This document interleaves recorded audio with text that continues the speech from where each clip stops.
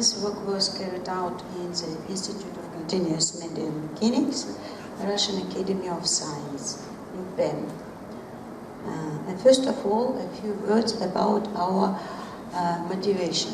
Traditionally, fragmentation study includes the determination of fragment size distribution.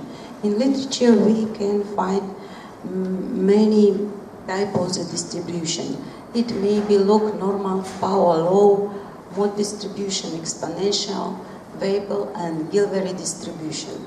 The main parameter which govern the statistic of fragmentation are specimen shape, loading condition, and material structure. And when our colleagues from Siberian branch of Russian Academy of Science show us the sample which made from porous ceramic, zirconium oxide ceramic, we decide that this material is a good model material for studying the influence of material structure on the fragmentation statistic.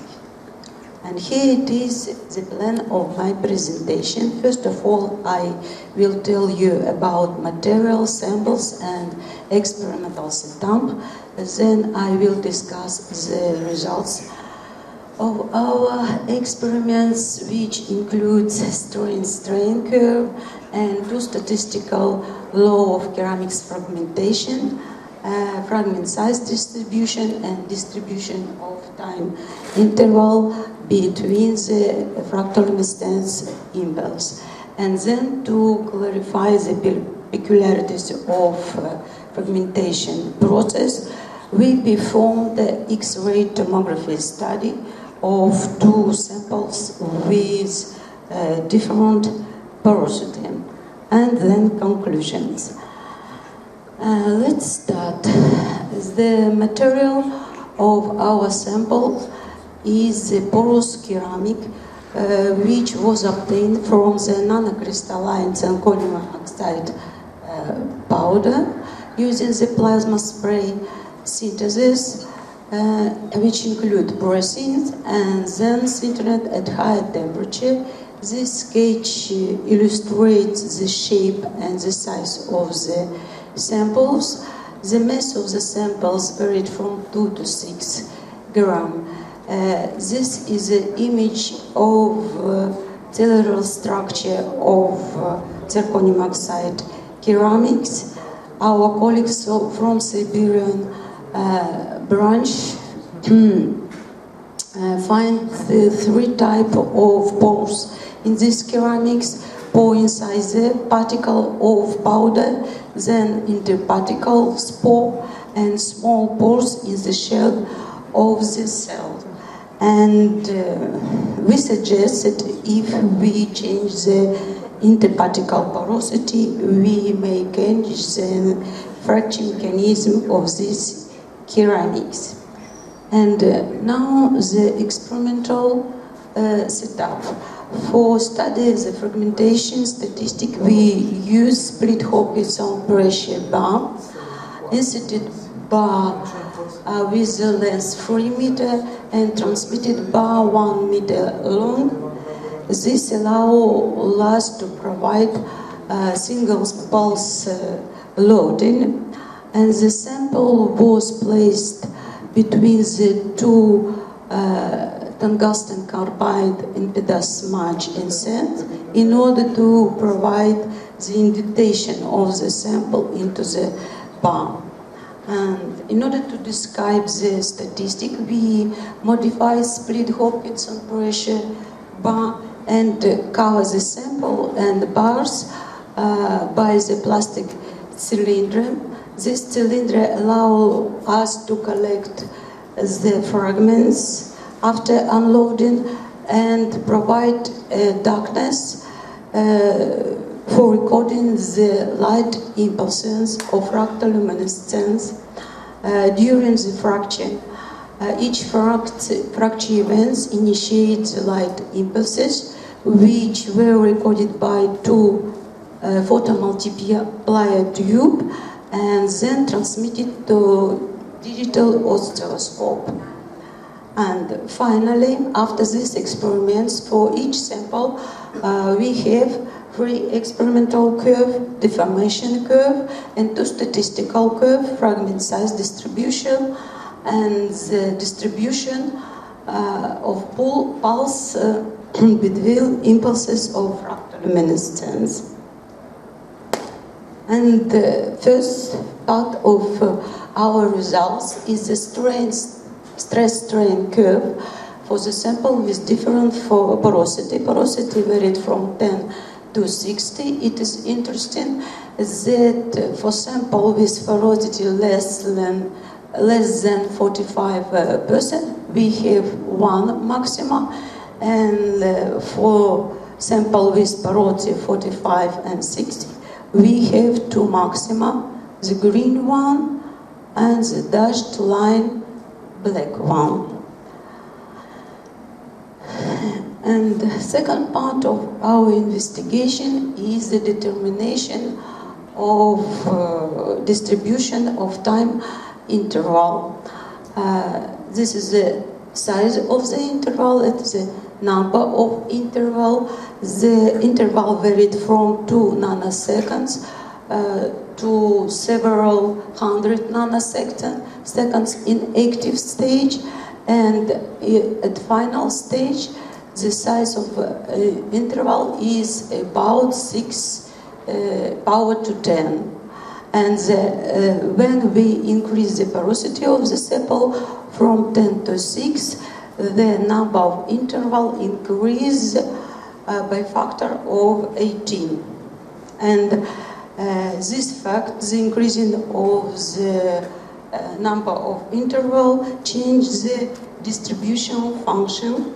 And this log-log plot illustrates the distribution function of time interval. Triangle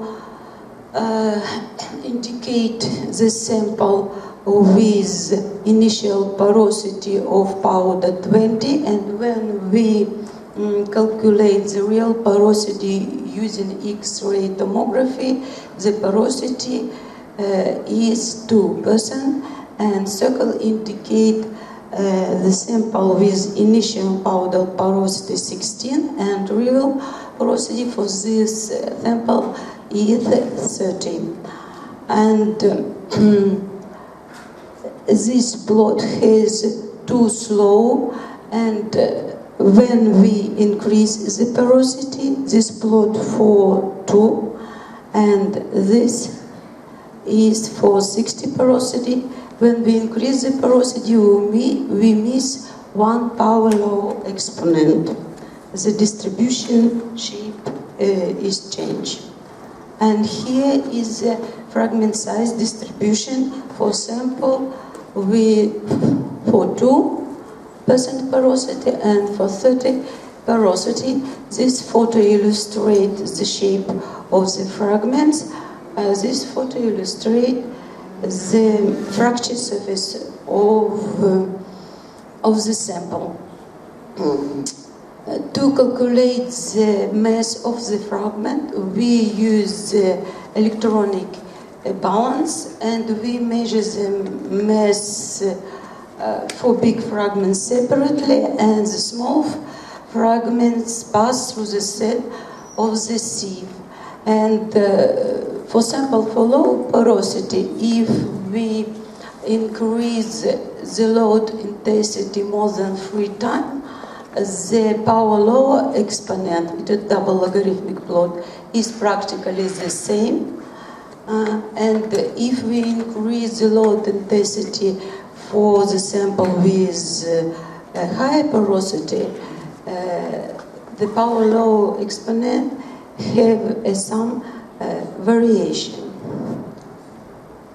And the last step of our experiments is the X-ray tomographic study of 2 samples with 2% porosity and 30% porosity. It was done in Perm State University in the Nikon Metrology. This small photo is a photo of the sample. You can see that pore are visible without magnification. And here is the image of one of the slices from our sample. For each sample we have more than 1,000 slices. And the data processing was made using the free code image G.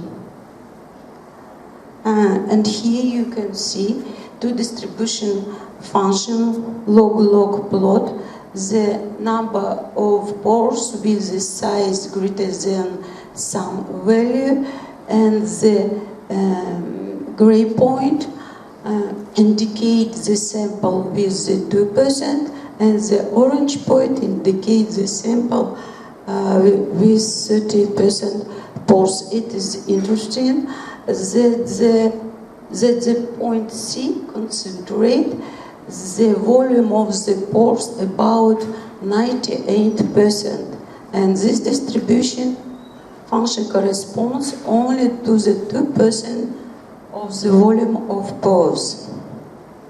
And in order to clarify these strange results, we use volume viewer, which incorporate in this image G program.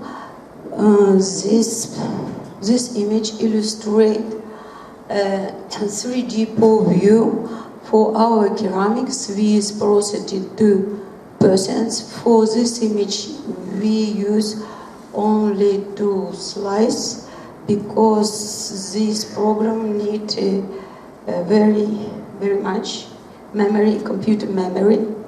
And here I illustrate how we clarify what does it mean the volume porosity 98% in point C.